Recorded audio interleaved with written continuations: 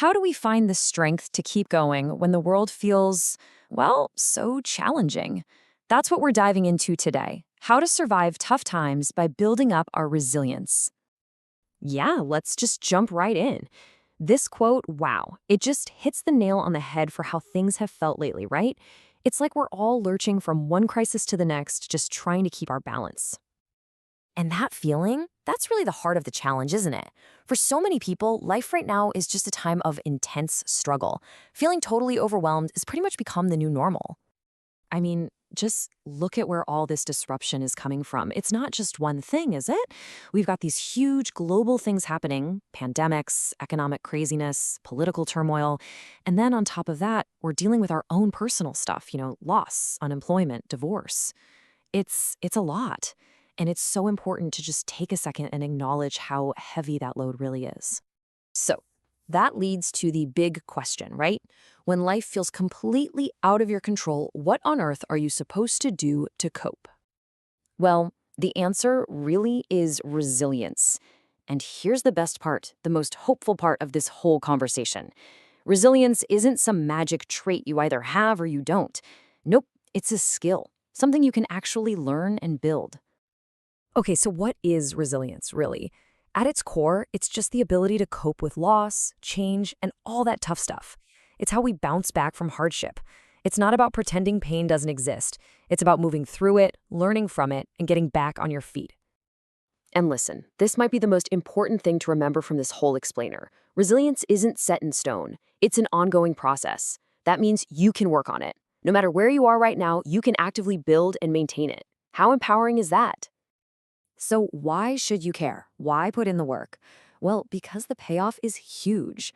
When you build resilience, you can stay focused and flexible. You feel less afraid of what's coming next. You get better at managing those really strong emotions, your relationships get stronger, and your self-esteem gets a serious boost. It's a total game changer. All right, so let's get into the nitty-gritty. How do we actually do this? We're going to start with the foundation, which is all about your mindset. And we'll focus on two main things here: acceptance and connection. First step, and this is a big one, practice acceptance. Now, this doesn't mean you're just giving up or being passive, not at all. It's about looking at reality square in the face. Constantly fighting a situation you can't change, that just keeps you stuck and makes the pain last longer. This comparison here is perfect. Look, on one side, you've got the stuff you absolutely cannot control, like the spread of a virus or the whole economy. Trying to control that, it's a recipe for feeling hopeless. But on the other side, that's where your power is. You can control how much effort you put into a job search or how you support someone you care about. Acceptance is all about pulling your energy away from that first column and pouring it into the second. Okay, so after acceptance, the next piece of the mindset puzzle is connection. You know how when things get tough, your first instinct is often to just pull away from everyone? Well, reaching out is actually one of the most powerful things you can do. It's a huge stress reducer and reminds you that, hey, you're not in this alone. And check this out. This quote is so important. You don't have to find someone who can solve all your problems. That's not the point. You just need someone who's willing to listen, really listen, without judging you. That's it. That simple act of connection is incredibly healing. Okay, so that's mindset. Now let's move on to action. What can you physically do to build resilience? We're going to break this down into two big categories: self-care and purpose. First up, self-care. Here's the thing. Your mind and your body are completely linked. You can't have a resilient mind if your body is running on empty. Chronic stress wears you down physically, which is why self-care is not a luxury, it's absolutely essential. It's how you build the physical strength to handle the mental and emotional stuff. So, what does that actually look like in practice? Well, here are the basics. Getting enough exercise. That gets those endorphins flowing and eases tension. Practicing some kind of relaxation, whether it's yoga or just quiet meditation, helps reset your nervous system. And seriously, don't underestimate the power of good sleep and healthy food. They're the literal fuel you need to tackle challenges. All right, another huge action you can take is to look for meaning and purpose. When you're in a crisis, it can feel like it's taken over your whole life, right? It becomes your entire identity. But when you actively do things that matter to you, you're reminding yourself that you are so much more than just your problems.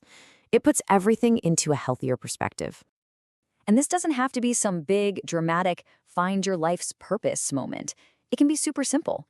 For instance, helping other people, volunteering, donating, anything can give you back a sense of control when you feel like you have none. Or it can just be about making time for your hobbies, the stuff that makes you feel like yourself. Those activities nourish your spirit. Okay, so we've got mindset, we've got action. The last piece of the puzzle is what keeps the engine running, motivation. How do you stay on the path forward, especially when it gets really, really tough?